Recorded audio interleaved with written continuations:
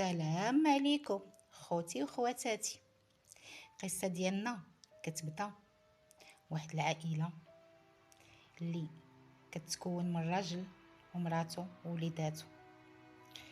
هاد الزوجه هادي اللي تزوجات وهي صغيره وحلات عينيها بالزوج ديالها، كتبغيه بزاف. قبل دارها وليداتها، هي ربة بيت وهو الخدمه ديالو تاجر محل كيبيع فيه الثوب، تاجر صغير ومقابل دارو وليداتو.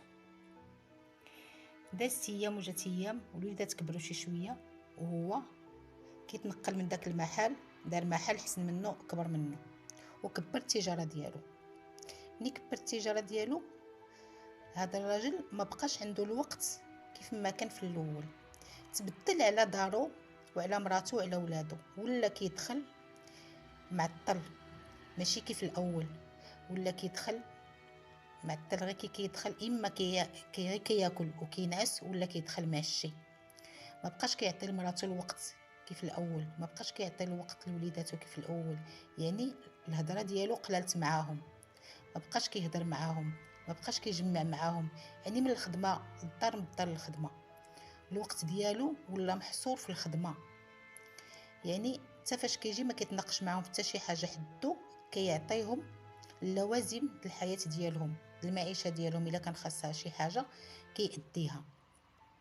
السيده حست بواحد النقص، السيد تبدل عليها، ولات كتقول الراجل منين دار هذا المحل جديد تبدل عليا، ما بقاش كما كان، ما بقاش كيهضر معايا، ما بقاش كيعتني بيا.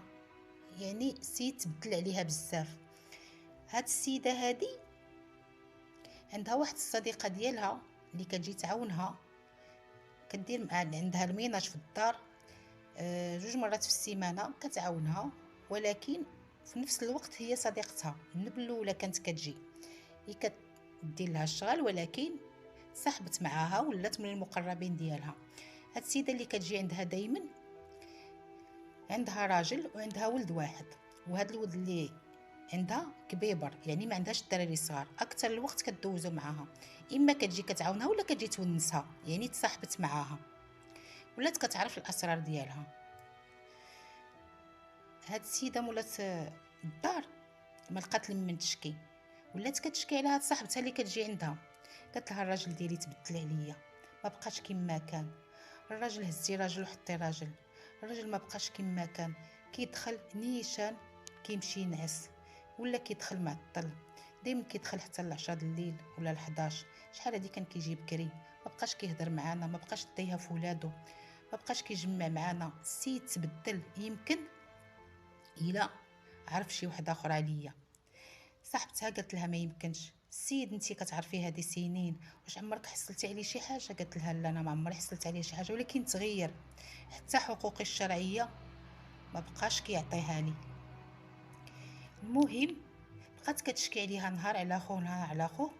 واحد النهار وهي قالت لها الا كنت انا عندك عزيزه وانتي يا صاحبتي بغيتك ديري لي واحد الخدمه. قالت لها الاخرى اللي بغيتيه نديرو لك، انتي كتهلاي فيا وصاحبتي، اللي بغيتيه نديرو لك، انتي امري وانا ننفذ. قالت لها بغيتك تراقبي لي الزوج ديالي، شوفي فين كيمشي، فين كيتعطل، ما كيجيش للدار الغدا، ما كيجيش يتغدى في الدار، كيجي معطل، بغيت نعرف فين كيمشي وفين كيجي. قالت لها السيده، قالت لها صاحبتها كيفاش انا غادي نراقب لك راجلك وهو كيعرفني؟ كيفاش غادي ندير تبعو؟ هو عنده الطوموبيله، واش نتبعو في طاكسي؟ غنمشي قبلت المحل، الا مشيت وشافني غادي يعرفني بانني حاضياه. ما يمكنش، ما عنديش شي طريقه. قالت لها شوفي باي وجه كان بغيت نعرف فين كيمشي وفين كيجي، انا ما يمكنليش نتبعو. قالت لها انا غادي نشوف شي حل. هاد صاحبتها طاحت عليها فكره، عندها ولدها كبيبر عزري، قالت له ولدي بغيت نرغبك واحد الرغيبه ونتهلا فيك مزيان. قال لها شنو هي؟ قالت له هذيك السيده اللي كنمشي نخدم عندها راها شاكه في راجلها، دابا ولدي هو ما كيعرفكش، بغيتك تراقبه 3 ايام، تكون بحال الخيال ديالو، فين ما مشى تتبعو. بغينا غير نعرفوا فين كيمشي وفين كيجي. شكون هذه اللي كيمشي من عندها اللي كيعرفها؟ بغات السيده غادي تحماق، بغات تعرف شنو كاين. قال لها ولدها واخا امي اللي بغيتيه نديرو. ناض الصباح تبع الراجل بحال الخيال ديالو. الراجل دخل المحل ديالو وهو جلس قبالته في واحد القهوه. المحل انفس مع واحد القهوه، بقى جالس قبالته. السيد الحركه ديالو، الولد ما حيدش عينيه على الراجل بالي فلتلو، بقى جالس مقابله النهار كامل حتى مشى لدارو. فاش كيرجع عند امو قال لها شوفي الراجل راكم ظالمينو، الراجل حتى القهوه كيصيفط الخدام ديالو كيجيبها له من القهوه كيشربها تما. السيد عنده الخدمه بزاف ما كيساليش، السيد خدام على راسو نتوما حاضينو، السيد راه خدام ما خرجش من المحل كاع، الماكله جابها من الزنقه. قالت له والو اتولي تراقبو. كذلك النهار الثاني والثالث الولد قال لهم انا ما شفت عليه حتى شي حاجه.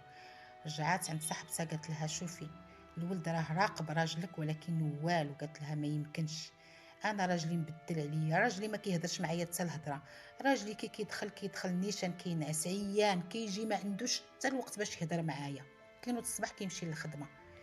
قالت لها خصني نشوف شي حل. قالت لها شوفي لي الا كتعرفي شي شوافه ولا شي فقي نشوف لي الا عنده شي حاجه، نتوما ما درتو لي والو. قالت لها انا ما كنعرفش ولكن نسولك. رجعات هذيك صاحبتها لدارها وكتناقش مع راجلها.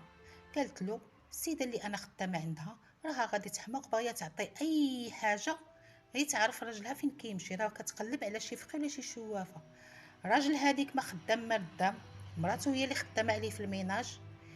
قال لها كاين، سيري قولي لها راه كاين واحد الفقي كيجمد الماء، سيري قولي لها راه كاين وراه غادي يقضي لك الغرض، تعرفي راجلك شنو بيه. هذاك راجلها مشى عند شي فقي، هذوك الفقيه اللي كيكذبوا على عباد الله، وتفاهموا وياه. قال له واحد السيده ها شنو ها شنو ها شنو وراك غادي تاكل معها طريف الخبز، لا انا ولا انت. مشات عند صاحبتها قالت لها راه واحد صاحب راجلي راه فقيه وراه قال لك غادي يجي عندنا للدار وغادي يدير لك اللوازم اللي بغيتي كامل، يشوف لك راجلك شنو بيه. قالت لها واخا الا كان غادي يجي عندكم للدار واخا، لحقاش انا نخاف نمشي لشي بلاصه يشوفني شي حد ونصدق في المشاكل مع راجلي. قالت لها لا راه غادي يجي عندنا للدار. هذاك راجلها تفاهم مع داك الفقيه وجابو عنده للدار وهي جات بقى كيخربق عليها، عطاها شي كتوبه قال لها ديري له هاد الشي هنا وصوبي له هاد الشي هنا وشربيه هنا وهادي وهادي. بقات كدير له داك التخربيق وكيديو لها الفلوس. قالت له مازال الراجل هو وهو طيح عليه واحد الفكره. قال لها شوفي راجلك راه غادي يتزوج عليك الا ما درتيش هاد الشيء، راجلك راه عنده وحده اخرى غادي.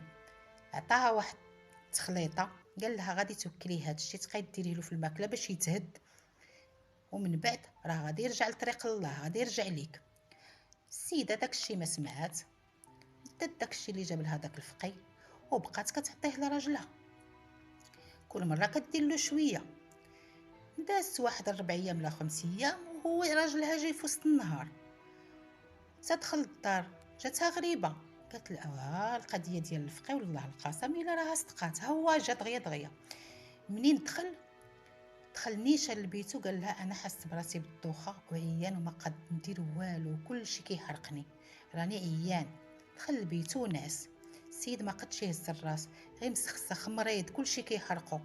قال لها خصني نمشي للطبيب. مشى للطبيب، الطبيب عطاه شي دوايات قال له خصك ترتاح وخصك شويه ديال الراحه راه حقاش راك عيان. عطاه شي دوايات. السيد بقى متبع الدوايات ديالو ولكن السيد ما كيزيد غير كيمرض، ما كيزيد غير كيمرض. جا الطبيب عطاه شي تحليلات قال له الدواء ما عطاش ينفعو ليا، عطاه التحليلات ولا دار له التحليلات ولا خرج له شي دواء اخر قال له عندك بحال شي تسمم، قلتي شي حاجه ماشي هي هذيك. جا قال يمكن انا الماكله اللي كناكلها، قالوا له ولادو مراتو الماكله يمكن اللي كتاكلها ابابا في الزنقه راه دارت لك شي حاجه شي تسمم، دابا جلس في الدار على ما تعالج. بقى السيد جالس في الدار وكيداوى وكياكل داك الدوايات. السيد غادي غير كيزيد يضعف وكيزيد مسكين غير كيسق ويرق ولا حالته حاله ما كيقدش حتى يوقف. السيد ضرب شهرين وهو مريض في الدار ما كيهش الراس. السيده تلفات جمع عليها الخدامه المصروف ديالهم ما حيلتها لدارها، ما حيلتها للخدمه، كتمشي للمحل ديالو لقات راسها بانها مول الكرا كيقول لها شهرين تجمعات. قالت له ما عنديش باش هذا الراجل مريض، ها انت كتشوف. اضطرات انها قال لها الراجل ديالك كلينا وشربنا مع لاله، الله يرحم الوالدين، خويلي المحل ديالي، راجلك مريض وانا محتاج للمحل ديالي به كناكل ونشرب. اضطرات مشات هي وولدها وقالت للناس اللي قرابين ليه التجار، قالت لهم شوف شكون ياخذ هاد السلعه. قالوا لها لا حنا كاملين حنا كندفعوا بالشيكات، حنا كاملين عندنا السلعه هكا، راه ما يمكنناش ناخذوا من عندك هادشي ونعطيو لك الفلوس اسبيس. دابا اللي غادي ديريه هو ان خوي شي بليصه من دارك ودي هاد السلعه وخوي للسيد المحل ديالو.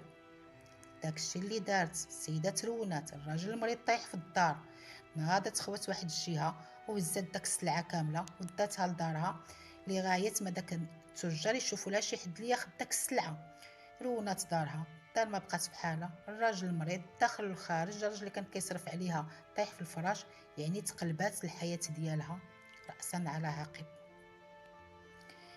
دازت ايام وجات ايام، واحد النهار الراجل زاد عليه الحال، شافتو السيد ما بقى يطلع ما بقى يهبط، هزو وليداتو وهي وداوه للطبيب كيجري، كيدخلوه ما كملش حتى ساعه المكانه وهو يخرج عندهم الطبيب. قال لهم الله يعظم الاجر، السيد راه قدامو الامانه امانته، انت هي المراه ديالو على لا؟ قالت له قال لها اجي معايا، دخلها لواحد المكتب، قال لها هذا الراجل هذا شحال هو مريض؟ قالت له راه مده سيدي هو مريض، هذا السيد الدكتور راه مده وهو مريض، هذه راه شهرين ولا اكثر هو مريض.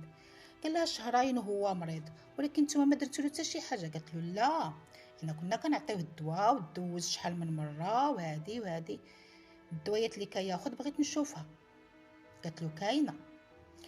هذاك الطبيب اتصل بالسلطات قال لهم راه واحد السيد توفى عندنا في الطبيب، ولكن انا شك بانها حاله تسمم، شك هاد السيد ماشي الموت ديالو طبيعيه.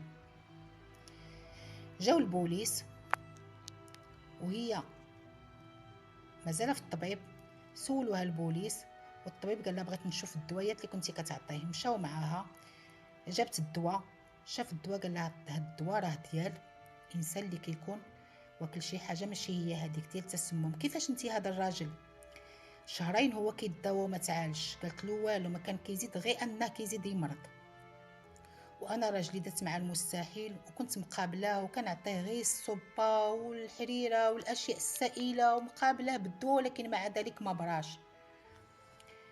السيد فاش دارلو قلبو ودارلو التحليلات لقى ان السيد مسمم، كياكل شي ماده سامه، وهاد الماده اللي كياكلها ماشي السم ديال لا فارماسي، السم ديال شي تخليطه ديال شي اعشاب.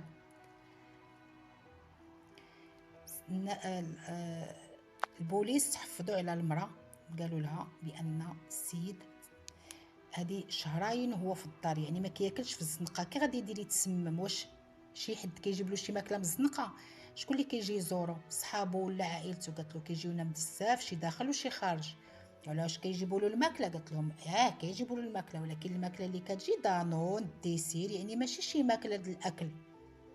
قال لها منين كياكل؟ قالت لهم كياكل غير في الدار. سولوا ولادو، قال لهم كياكل غير في الدار. بداو كيحقوا، جمعوا ولادو بداو كيحقوا معاهم، اذا البوليس قال لهم تسمم في الدار، السيد مات مسمم. واحد من ولادو ولا انتيه. السيده منين تزيرات وشافت التحقيق في ولادها وكل واحد فين قابطين وكيحقوا معاه، واكبرهم عنده 21 عام ولا 23 عام، يعني بين 21 و 23 مازال صغير، علاش ولادو غادي يقتلوه؟ منين شافت ان ولادها تزيرو وكل شيء مخلوع وهي كتعترف، قالت لهم ولادي ما عندهم حتى شي دخل، انا راجلي ديتو على حب وكنبغيه بزاف، وخفتو يضيع من يديا وكان غادي يتزوج عليا وكان غادي يشردني انا ولادي ومبقاش ديها فيا، وانا راني كنت كنعطيه واحد الدواء غير باش يبغيني، غير باش يرجع ليا، غير باش يرجع لوليداتو. قال لهم كيف؟ قالوا لها كيفاش هاد الدواء اللي كتعطي؟ قالت لهم انا واحد الفقي قال لي عطيه واحد التخليطه وعطيتها له وما عرفتش بانها راها سم، لحقاش انا هذاك الشيء اللي كنت كنعطيه حسيت به بانه هو يمكن لي دار له هذا الشيء. مشاو معاها للدار، قالوا لها فين هي هذا الشيء. مشاو معاها للدار، عطاتهم داك القرعه اللي داك الماده فيها. كيفاش؟ شكون اللي عطا لك هذا الشيء؟ قالت لهم نعاود لكم، انا السيده اللي كتجي تعاونني هي اللي عرفتني بهذا الفقي، هي وراجلها، وكنت كنعاود لها المشاكل ديالي وعرفوني بهذا الفقيه. كنت كنمشي عندهم للدار وكيجيبوه، وانا كنت كنعطيه الفلوس، وهو كان كيعطيني هذا الشيء اللي كنعطيه لراجلي، وكان كيقول لي الا مشى هز الراس راه غادي يتزوج عليك، وراه غادي يشتك انت ولادك. كملي هذا الشيء وراه في التالي دابا يرجع لصحته، دابا يبعد من هذا الشيء، يكملي. وانا ما عرفتش، انا يسحبني كنرجع راجلي ليا، وانا راني كنت كنقتلو. جابوا المراه اللي كانت خدامه عندها وراجلها، واعترفوا على الفقي اللي كان كيجيبوه بان كانوا كينصبوه هما وياه، وعاودوا لهم القصه من الاول حتى التالي، نفس القصه اللي عاودتها هي، بانهم كانوا هما باغيين غير الفلوس. السيده كانت كتعطيهم الفلوس. استقر الراجل مسكين انه غير كان كيخدم على وليداتو، وكان وسع التجاره ديالو، وكان غارق كريديات وشاكات، وكيخدم بالليل وبالنهار باش يوفر لوليداتو لقمه العيش. وهي كانت كتقول لك علاش ما كيهضرش معاها، وعلاش ما كيجمعش معاها، وعلاش ما عطيهاش وقت، وعلاش. شوف سوء النيه ديال المراه اللي كتكون ما عندهاش الثقه في نفسها، واللي كتحكم على الراجل بحكم غيابي، واللي كتكون الجهل قتلها. المرأة الجاهلة اللي كتمشي لواحد الطريق اللي ديما كيجيبش، وكتسمع الهضره اللي ما كايناش. شوف فين كتوصلها، قتلات راجلها ويتمات وليداتها، هي غتقبط الحبس، الراجل مات، الولاد غادي يتشردوا. شكون غادي يكبر داك الوليدات؟ شكون غادي يوصلهم لدويراتهم والمراتب ديالهم؟ الجهل فين كيوصل. المراه الا شافت الراجل ديالها خدام تخليه يخدم، تخليه يكون وليداتو، وما تديها حتى في شي واحد. المراه قالت لها راه ولدي راقبو وما كاين والو، وما كانش خصها اصلا تراقب راجلها، تديها في وليداتها وتربي وليداتها وتقريهم وتقابلهم، والراجل راه داير اللوازم ديالو ومقابل دارو وخدام على راسو. المهم في نهايه القصه هاد المراه كتاخد 15 سنه ديال الحبس، وحتى المراه وراجلها اللي كانت خدامه عندهم تما خداو 15 سنه سجن، وهذاك اللي كعطاها السم هذاك خدا 20 سنه ديال السجن. شوف بنادم فين كيوصل راسو. كانت عايشه هانيه مع راجلها، كانت عايشه هانيه وكتربي وليداتها. شوف الجهل الانسان فين كيوصلو، فين داه للحافه. المهم نتمنى القصه ديالي تعجبكم، وشكرا على المتابعه ديالي.